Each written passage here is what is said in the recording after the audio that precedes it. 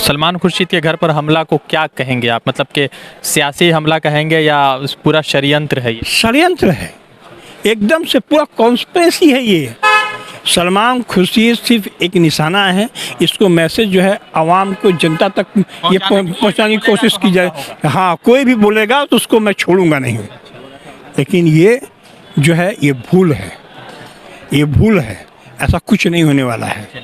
अयोध्या के अंदर में जो होगा, उसके मथुरा काशी होगा, ये तमाम चीज़ें चलेंगी, चलती रहेंगी। और ये बहुत से ऐसे होंगे, एक जो है उनके जो पेट जिसको बोलते हैं ओवैसी साहब, वो भी आ जाएंगे। ओवैसी साहब को पेट कैसे कह सकते हैं? हाँ, तो यही तो है। सलमान खुर्शीद के घर पर हमला को क्या कहेंगे आप? मतलब कि सियासी हमला कहेंगे या पूरा षड्यंत्र है ये? षड्यंत्र है, एकदम से पूरा कॉन्स्पिरेसी है ये। सलमान खुर्शीद सिर्फ एक निशाना है, इसको मैसेज जो है आवाम को, जनता तक ये पहुंचाने की कोशिश की जाए। हाँ, कोई भी बोलेगा तो उसको मैं छोड़ूंगा नहीं, लेकिन ये जो है ये भूल है, ये भूल है। ऐसा कुछ नहीं होने वाला है। क्या ये मान लिया जाए कि अब आम आदमी सुरक्षित नहीं है? बीजेपी जिसको चाहे या बीजेपी के जो वर्कर रहे हैं वो जिसको चाहे वो किसके ऊपर हमला कर सकते हैं, आम आदमी को अभी सुरक्षित नहीं है। दिखाने की कोशिश तो यही की जा रही है कि लॉ एंड ऑर्डर को जो है ख़त्म किया जा रहा है। उत्तर प्रदेश और उत्तराखंड के अंदर के जो हालात जो पैदा किए जा रहे हैं कि उत्तराखंड में हमारे ख्याल से कांग्रेस की हुकूमत है, कांग्रेस की हुकूमत थी, उत्तराखंड में बीजेपी है, अभी बीजेपी की हुकूमत है। उनके जो है सोची समझी राजनीति हो रही है। तो इस तरीके का माहौल जो है इसलिए क्रिएट किया जा रहा है कि 2022 का जो उत्तर प्रदेश का जो चुनाव है उसको किसी तरीके से दमन करके, हथियार के ज़बरदस्ती जो है उस चुनाव को जीतने की कोशिश की जा रही है।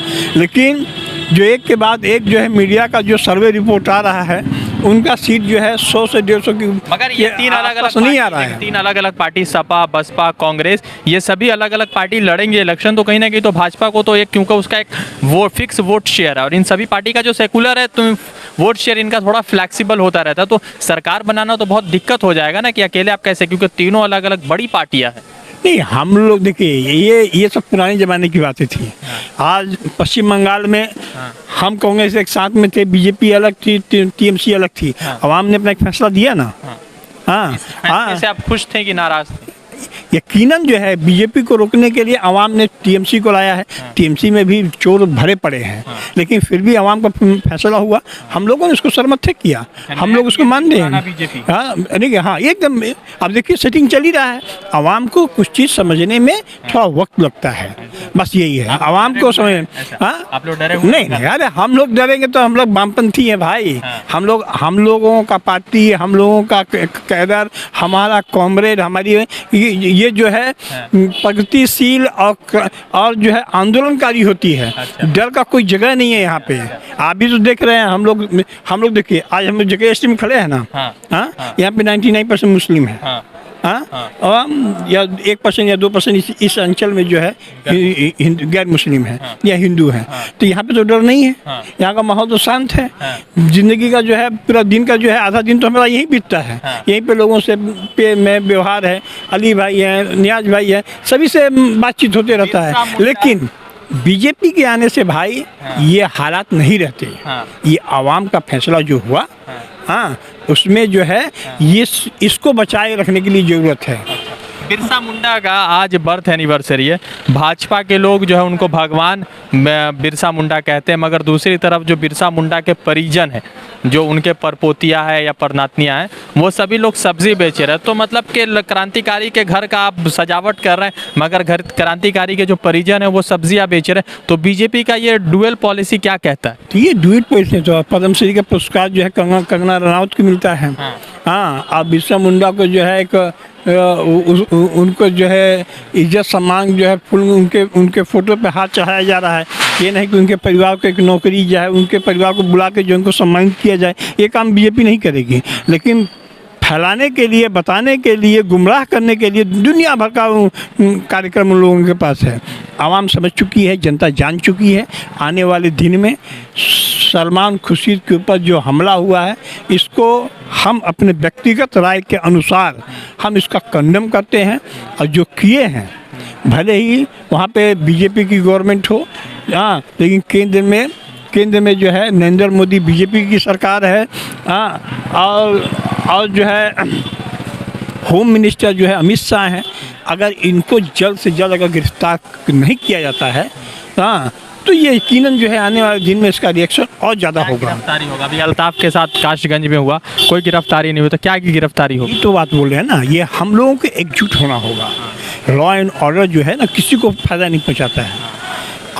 अगर लॉ एंड ऑर्डर बिगड़ेगा उसमें हर आदमी को नुकसान होगा। वो हिंदू मुसलमान को चीन के आइडेंटिटी करके जो है नहीं बोलेगा। आज एकता की ज़रूरत इसीलिए है। तो हम यही आपके माध्यम से, आपके मीडिया के माध्यम से आम जनता को, आम आवाम को हम ये बताना चाहते हैं, कहना चाहते हैं कि आने वाले दिन में हम सभी को एकजुट होकर जो है ऐसी फिरका परस्त, ऐसी सांप्रदायिक सरकार के खिलाफ, चाहे जो हो, कहीं ना कहीं हर आदमी भगा रहा है। हाँ, चाहे वो टीएमसी की सरकार हो, फिरका परस्ती करती हो, या उसको हटाना जरूरी है। केंद्र में बैठी भारतीय जनता पार्टी की सरकार है, जो है सांप्रदायिकता के नाम पे जो है लोगों को मार काट, घरों पे हमला किया जा रहा है, उसको हटाना जरूरी है।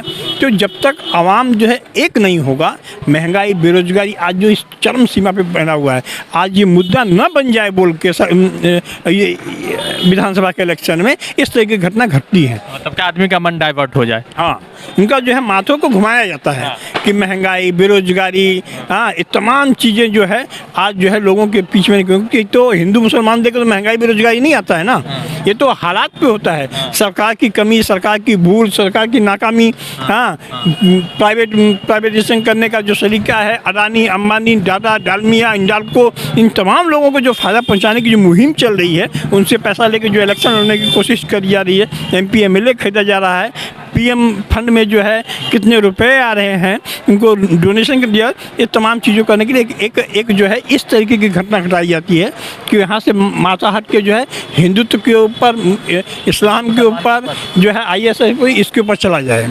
तो ये सब चीज़ें सलमान खुर्शीद को लेकर, मगर ये तो कह सकते हैं कि मतलब कि आम आदमी जो सोच रहा है, क्या मतलब कि सारा ठेका भाजपा ने ही ले रखा है कि कोई भी कुछ कहेगा तो ये कहा जाएगा कि आप उसी के पास हिंदू बनने का या हिंदू घोषित करने का सर्टिफिकेट है? नहीं, आगे बढ़ के किसी चीज़ को सेकुलर देश, तो आज हमारे देश के अंदर में बहुत सी पार्टियां हैं, लेकिन एक तरफा जिस तरीके से भारतीय जनता पार्टी ने दिया, कुछ नहीं है। क्या कुछ नहीं दिया है भाई। एक आपको अयोध्या की किताब लिखे ना सलमान खुर्शीद, आपको बता दे अयोध्या के अंदर में बीजेपी अगर इतना ही, 1 मिनट के हम मान लेते हैं कि कर सेवक गए वहाँ पे मस्जिद को शहीद किए, हाँ, शहीद करने के बाद में बहुत से लोग वहाँ मारे भी गए, हाँ, कई 200-300 लोग को जो है गोली मारा गया था। तो भारतीय जनता पार्टी के लोग जो हिंदुत्व का समर्थन करने वाले लोगों को थोड़ा सा ये इल्म होना चाहिए। और अगर ये बात इल्म अगर आ जाए कि जो लोग वहाँ मरे, क्या उनके परिवार को नौकरी मिला है किसी को, या उनको किसी चीज़ का मुआवजा मिला है? उनको तो भारतीय जनता पार्टी ने ये कह के उनके लाशों को फेंकवा दिया कि ये हमारे लोग नहीं हैं। तो आज हम ये कहने का मतलब ये है कि किसी को कुछ नहीं देने वाला है। जो थोड़ा सा भूख, प्यास और घर की ज़रूरत के लिए लोगों को जिस तरह इस्तेमाल किया जाता है, बच्चों को गुंडा बनाया जाता है कि उसके पास पैसा नहीं हो, बेरोजगार है, पढ़ लिख के बाशऊर हो गया है, तो 1000-2000 रुपये के लिए वो कुछ भी बोल भी सकता है, कुछ कर भी सकता है। दिल्ली के अंदर में रोजगारी का चीज़ खुलेआम तौर पे जो है रिवाल्वर लेके एक नौजवान घूम रहा है, हम लोग देखे हैं। तो हाँ, तो कौन है वो लोग? बेरोजगार लोग हैं। तो बेरोजगार पर जो रोटी नहीं मिलेगा, काम नहीं मिलेगा, धंधा नहीं मिलेगा, क्या करेगा वो? यही वायलेंस करेगा। उत्तर प्रदेश 22 को लेकर क्या मतलब बदल रही है कुछ सीमाएं, कुछ? क्या आप उत्तर प्रदेश से आते? हाँ, तो सीमाएं बहुत कुछ बदल रही हैं। आज अगर सब कुछ वहाँ पे सही रहता, सब कुछ वहाँ पे सुरक्षित रहता, तो आज ये इस तरह की घटना नहीं घटती। अब वो उत्तर प्रदेश के अंदर में जो है एक माहौल बनाने, हिंदुत्व को माहौल बनाने की कोशिश की जाएगी।